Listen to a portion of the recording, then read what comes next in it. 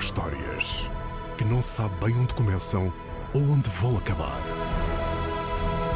São histórias que se agigantam por gerações, pela eternidade, que se contam ao ouvido e se vivem nos corações, que se gritam a plenos pulmões, que nos fazem rir, chorar, sonhar. Ser do Benfica não se aprende, não se escolhe, nasce-nos, sente-se, corre nas veias, como um legado que nunca se esquece. É essa herança que respira quem vê um Benfica maior. Com ambição, com trabalho, com alma, até ao último suspiro. Num clube feito de vitórias, o futuro enche de coragem, com a mesma paixão de quem sempre esteve lá, de quem tinge o seu mundo em tons de encarnado, de quem tem o Benfica no sangue. Boa tarde a todos, bem-vindos à cerimónia de apresentação do Diretor-Geral para o futebol da Candidatura Benfica no Sangue, liderada por Martim Meyer. Antes de convidar o candidato a subir ao palco, peço a vossa atenção para um curto vídeo sobre a carreira de Andries Jonker.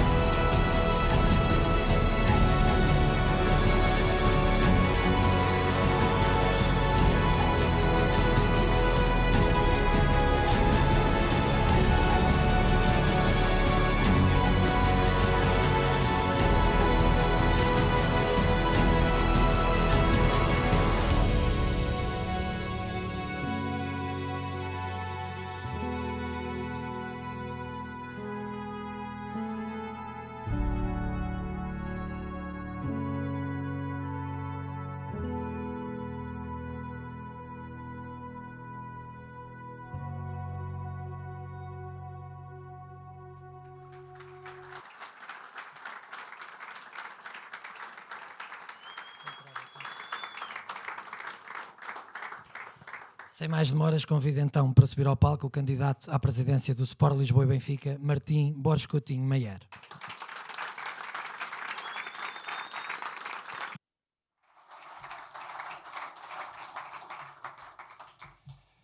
Muito bem-vindos todos, é uma grande honra estar aqui. Muito obrigado à imprensa pela sua presença.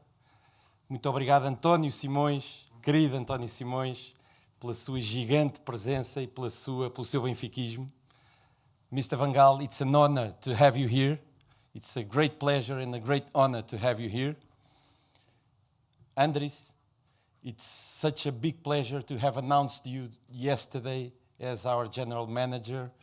It really moves me to know that we're bringing big talent to Benfica. So thank you very much for that.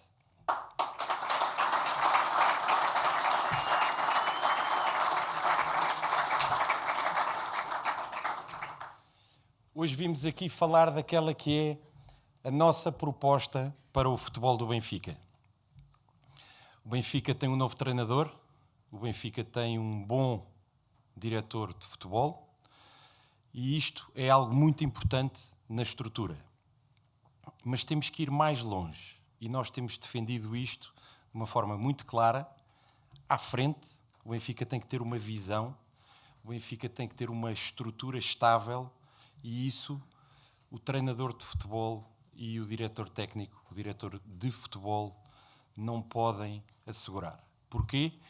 Porque, para quem não saiba, em 121 anos de história, a duração média do nosso treinador foi 1 ano e 4 meses. E, portanto, nós precisamos de alguém que dê corpo àquilo que nós sentimos que falta.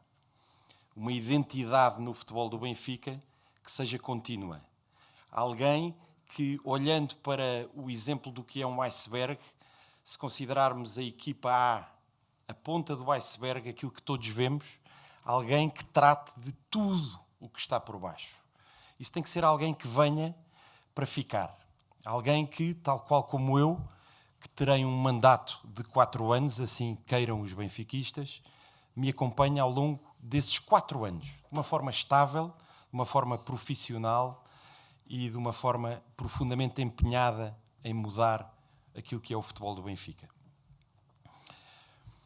E, portanto, com o nome do Benfica, com o nome deste clube extraordinário que chega aos 4 cantos do mundo, a candidatura Benfica no Sangue foi à procura da pessoa certa.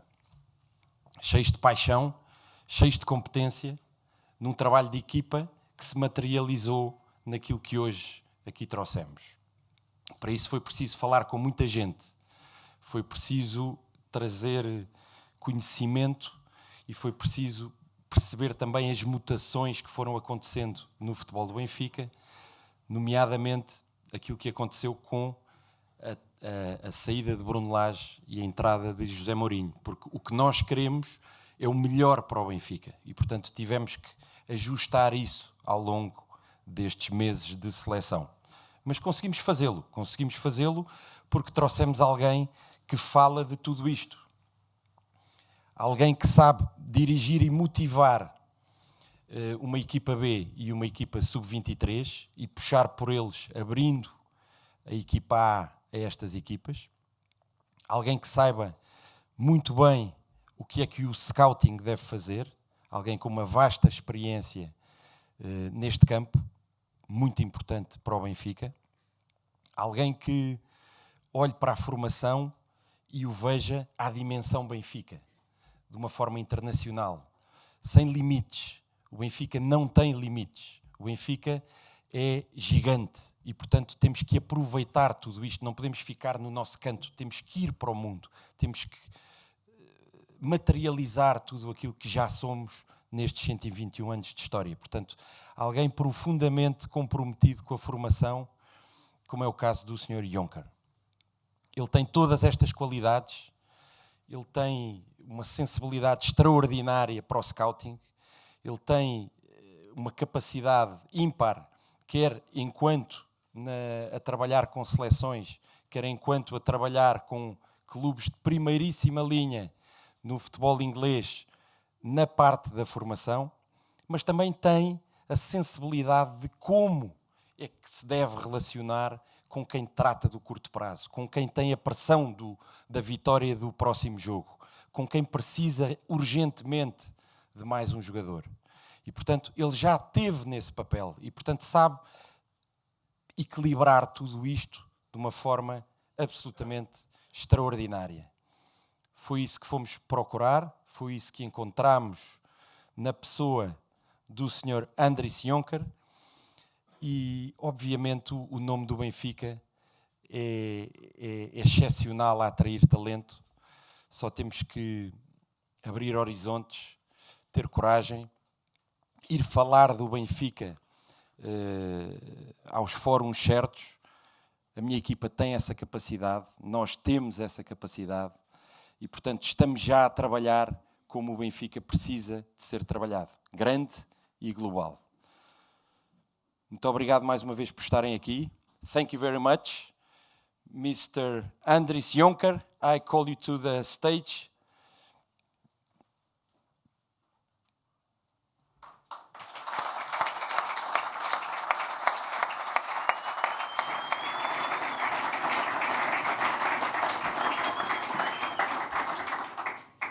It's been an honor to get to talk to you about Benfica football. I have learned a lot, and I'm pretty sure I will learn much more. And it's been a pleasure to know you as a person, and also all the professional skills I already know you have. So it's a great honor to have you in this run for Benfica. Thank you for being here and thank you for being part of Benfica no Sangue, because I know you also have a Benfica no Sangue.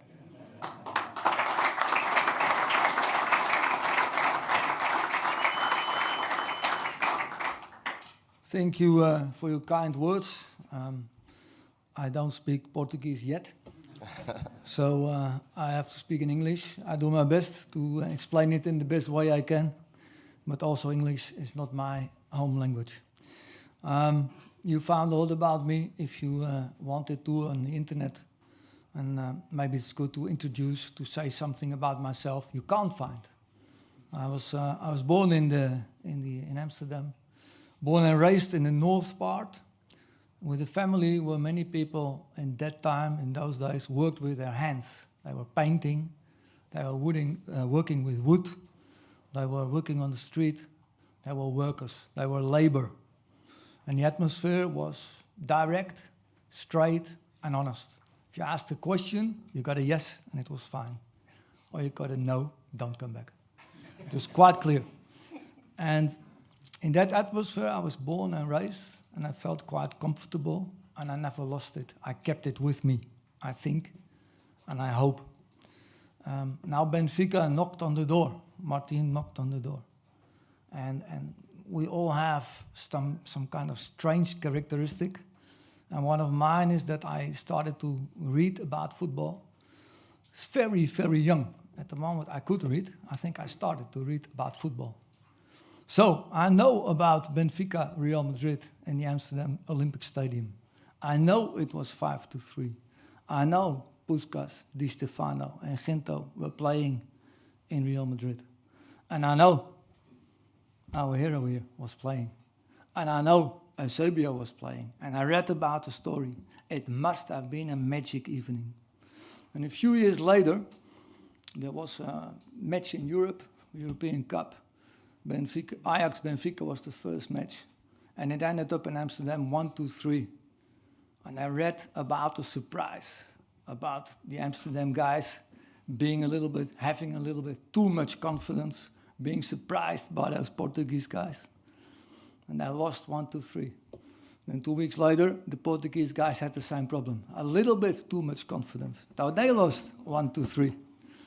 And then we just discussed it during lunch. There was a decisive match in Paris.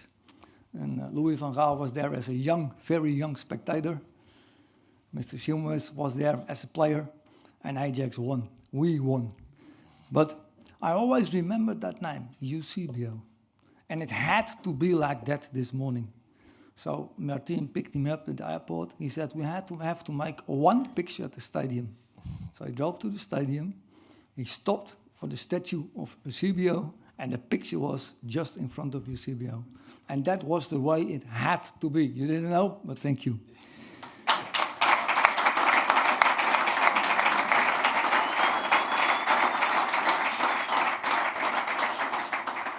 And I think that some clubs have it.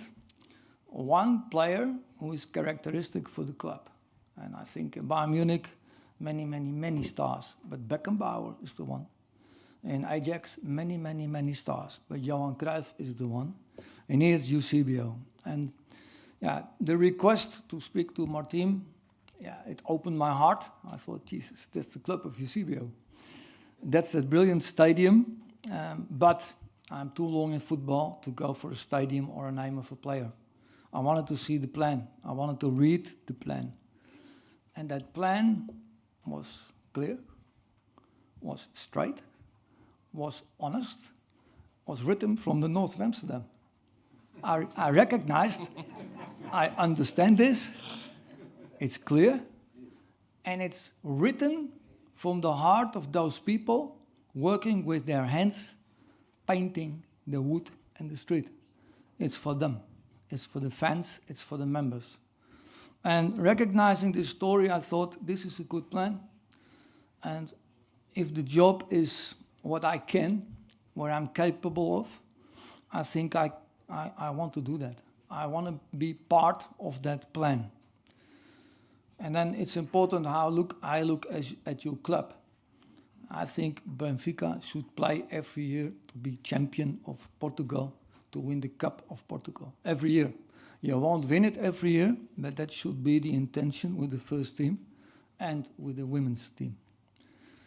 I think in Europe, you have to be honest, the big wallet is not in Portugal. You have a country similar like I was. It's not the biggest. I don't think most money is here compared to, for example, England, Germany, Spain, and France. But you can do a good job. So in Europe, you should always be between 8 and 24.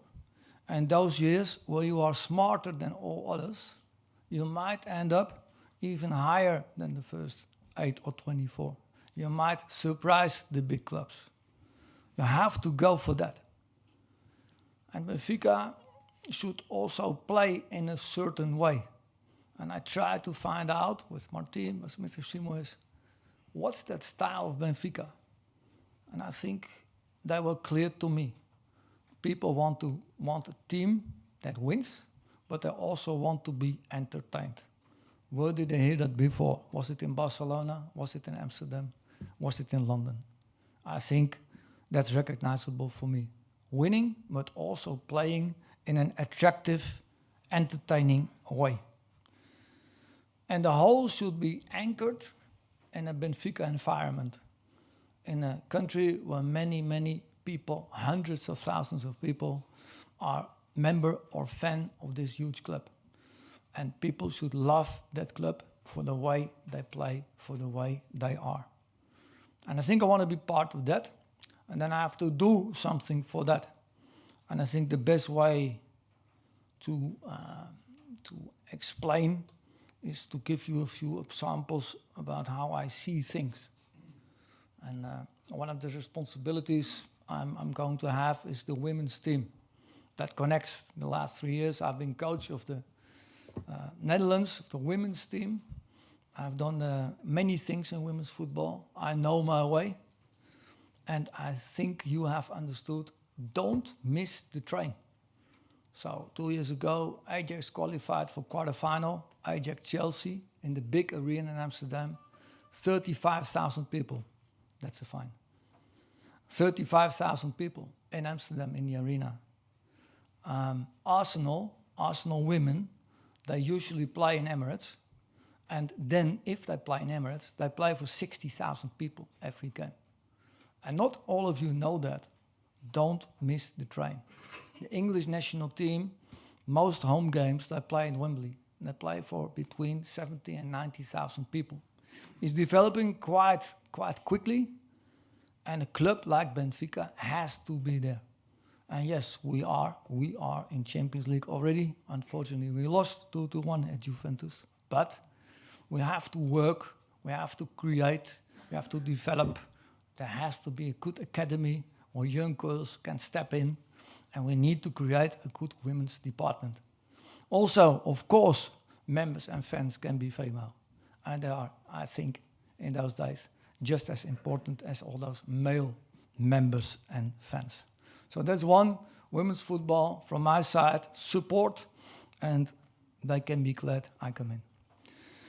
Scouting, yeah, that's an important part. It's not, most time, not inside the club. Of course, it's inside the club because you have to know who's playing for you. That's not what I'm speaking about. I'm speaking about the external scouting. And if you can be a club which develops half of the team by themselves, that also means you have to find half of the team somewhere else. So you need to have a good scouting team who knows what to do, who knows what to look for, who knows what's missing. By Munich, Louis got an outstanding team, I think. He changed the idea behind the team, no 2 strikers, but 3 strikers. And then one link was missing. And Arjen Robben came in, and then it was done. That was the link that was missing, and we became champion. We won the German Cup. We were in a Champions League final, which we lost from a certain coach. And we won the German Super Cup.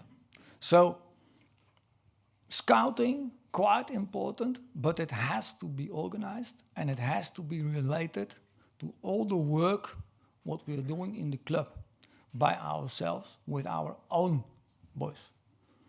And that's what I'm coming to now, youth development. I think if you want to be successful on the very short term, you can buy a team. If you want to be successful on a little bit longer term, You have to educate, you have to develop your own players. You need a good scouting department at the young ages, and you need to develop those players.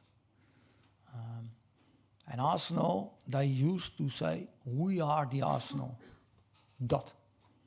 And it said everything at the club. They did it in their way. And when I was the academy manager over there was a small, young kid in the under 14s. He was not small, he was strong, and he started to grow, and he grew every month. And by the end of the season, he was the tallest and the strongest of all. He could run faster than all the other ones. He could shoot much harder than all the other ones. And his coach was Luke Hobbs. Nobody heard from Luke Hobbs. He's still in England. He's doing an outstanding job. He was a good coach for this kid. And the next year, a former star from Arsenal asked me, do you mind if I coach a youth team? I said, no, Freddie Lundberg, I don't mind if you coach a youth team. You join us half a year, you learn a couple of things, and then you do the team. And that tall player went to him. And we kept wondering, is this kid that good because he's tall and strong? Or is he really, really top talent? And Freddie worked with him every time. I managed to keep him in the club, gave him a scholarship contract. And when I left Arsenal, I left that kid thinking he might be a good one, no more. But this guy, Bukayo Saka, is one of the biggest stars in English football. Developed in Arsenal itself, came in with 9 years old. We kept him, we protected him, we tried to do the best we could. And we created a huge value of a very important player. If they sell him, it will go over 100 million pounds. If they keep him, they'll have one of the best wingers in Europe. So, your own youth development, and their way, we are the Arsenal. That's what we can do as well. But we have to create the opportunity and the chance for our own players. Those women can look forward to me coming in. Those young players also. If they're good enough, they will have a chance. In the B team, in the under 23, important part at the end of youth development. And I remember in Bayern Munich, I took in my third year, when I left the first team, I had to do the B team. And I spoke to the head of youth development, and he said, I don't want you to pick any player until Christmas from the under 17. Okay. And from the under 19s, neither. Not one player. Okay. But if somebody is really good, I think he should play in the B team. No. We didn't have any rest in the team, in the club. It was a chaos. We want structure. We want clarity. We're not going to do that. I didn't agree, but okay, he was the boss. And he said, there's one exception. I said, who's that? It's an under 17 boy. Who's that? It's Emre Can. Who's Emre Can? He's playing for Germany under 17, and he's going to play for you. I felt something is wrong. So I asked the guy, why is that? Because we don't know what to do with him. And then you give him to me. Yes. So Emre came back from the World Championship, and he behaved like a very proud player. He was only 17, the youngest in my squad. And on the pitch, he did all kinds of complicated tricks, losing many balls. So, Emre, what are you doing? I'm doing my best. I can see that, but after a few games, I said, Emre, this doesn't work. I want you to play in the team as a team player. That's what I'm doing. And then the next game, I took him off after 5 minutes, after losing a ball in the dribble in our own defense, having a goal against us. And I said, what am I going to do with this kid? He's considered to be one of the biggest talents in Germany, and he's just making a mess. So again, Emre, what's going on? And he said, Coach, we have to entertain the people. Emre, there is 400 people watching our games. Your objective should be improve yourself, make it to the first team, play for 70,000, and when it's 3-0 for Bayern Munich, then we are going to entertain the people. another poor match. And then the last thing I could do, I took his video, I put all his pictures on a row. And Emre, what do you have to do in this situation? I have to play much quicker. Oh. And in this situation, I just have to play one touch. And in this situation, I should fight for the ball. Emre, you understand? Yes, I didn't know I was doing this all wrong. So, can we start to work now? Yes, we can. And then he played a couple of months for me. And in December, Joep Heynckes, some of you know Joep Heynckes, remember him? Yes, of course. He called me, he was coach here, Joep, and he called me in December, he said, you have such a poor team, I don't think you have any talent who can join us in training camp in January, somewhere in the Middle East. I said, Joep, I have one. Do you? Yes, Emre Can. How old is he? 17. Is he big enough? Yes, he's big enough. 185. Okay. Well, if you are convinced, if you say so, I will bring him with me. So, Emre, you're going to training camp to the Middle East with Joep Heynckes. That's nice. I'm going to work for it, coach. I'm going to make you proud. I hope so, Emre. So after 3 days, phone call from Emre. Coach, Mr. Heynckes told me I'm not supposed to play for you anymore. And then there was Emre Can, left Bayern Munich, Bayer Leverkusen, Liverpool, Juventus, and is now the captain of Dortmund. Bayern is Mia San Mia. Arsenal is we are the Arsenal. Bayern is Mia San Mia. We do it in our way. And that's what they do. And their way, they're very successful. And to be successful, you need a second team. And you need coordination, communication between the head coach and the one doing the B team. And otherwise, you miss a talent like Emre Can. In the first team, I want to give you the example of Barcelona with Louis. One day in pre-season, first day we had to practice, a very pale young boy came in. He was like this. I'm not that tall. I was like this. Curly black hair, very pale, with a plastic bag. And he went to Louis's office, and I saw him going. Maybe he's bought some things in the supermarket or something. I don't know. So he came out. So, Louis, who is he? He's a player of us. Player? He's a kid. No, he's a player. Okay, we go to the dressing room, and Louis has a speech, and he's introducing that player. All players rise. Luis Enrique, Patrick Kluivert, Saviola. They all rise. They give a huge applause for that player. Chosen as an under 16 to be the best player European Championship under 18. And they all respected that kid. And in Camp Nou at the time, we had to walk through the stadium to the training pitch for a couple of 100 meters. And I watched the kid. And I thought, he's too small. So again, I went to Louis. It's good to go to him several times. He gets annoyed with it. Louis, he's really too small. I know. But they say he's a good player. So we're going to see it. So we're going to have warming up first training. And the kid, his coordination is outstanding. And then we do a passing drill. What we often did. Both feet, left foot, right foot.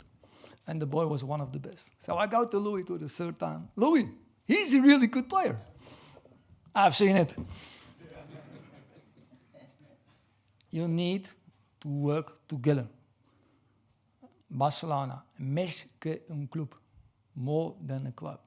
It has meaning when a young boy comes from the own cantera, the own youth, and makes it up. This was Andres Iniesta. I didn't know Iniesta. I saw a pale little boy, and I really doubted. He is too young, he is too small, this is impossible. In that year, he made his debut, and we all know the story about Andres Iniesta. The main message is we have to work together. Scouting has to be related to youth development. Youth development has to be related and connected to the B team, and the B team has to be connected to the first team. And someone has to take care of it. I think in the army, there are the ground forces, there is the sea forces, the navy, and there is the air forces. They have to work together. You cannot defend yourself without the other two. You cannot attack without the other two. You have to work together. And this club, Mia Samia, we are the Arsenal Meskin Club. Nu Sangue.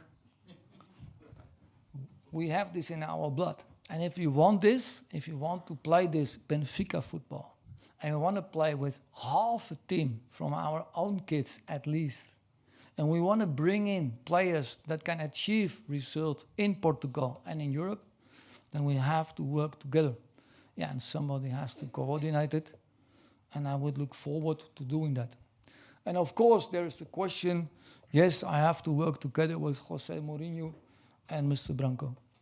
If I can work together with Louis van Gaal, with Arsene Wenger, with Joop Heynckes, I think I can work together with Mr. Mourinho and Mr. Branco as well.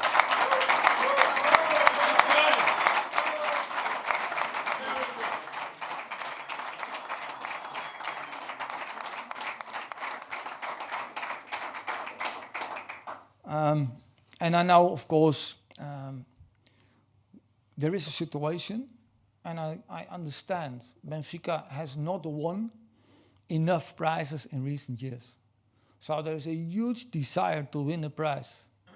And if you look at the CV of Jose Mourinho, he has been extremely successful. So I think the main thing to do is to support him. Hopefully he will win. Hopefully we will be champion. Hopefully we will win the Portuguese Cup, and hopefully we will be successful in Europe. So we have to support Jose Mourinho, and Mr. Branco can continue to do his job. They have to continue. They have to try to make us successful, and it's completely understandable for me if this huge desire for success is there. That's a choice for a coach like Mourinho. I checked his CV last night to be sure. In Amsterdam we say unbelievable, unbelievable. So all confidence in them, and I don't expect any problem. Then there is this big question, will this man be chosen for president? And I think it's not that easy. Those people from the north of Amsterdam, honest, direct, straight, if they would have the choice to choose for themselves or not, they would. And all those members and fans of Benfica, if you have this choice and there is a plan, thought from the hearts of those fans and members, thinking of everything in the club, intending to win prizes, to play attractive football, and to give own boys, when it's about the men's department, chances, I would know what to choose as a fan. I cannot think of anything else. Also the women's part, my heart will be with them, so I will help them. So I think all together, this is a huge plan. I have all confidence in it. I hope you will be chosen. I hope the fans and the members will understand this. And if they make the right choice, I'm happy to join you. Thank you.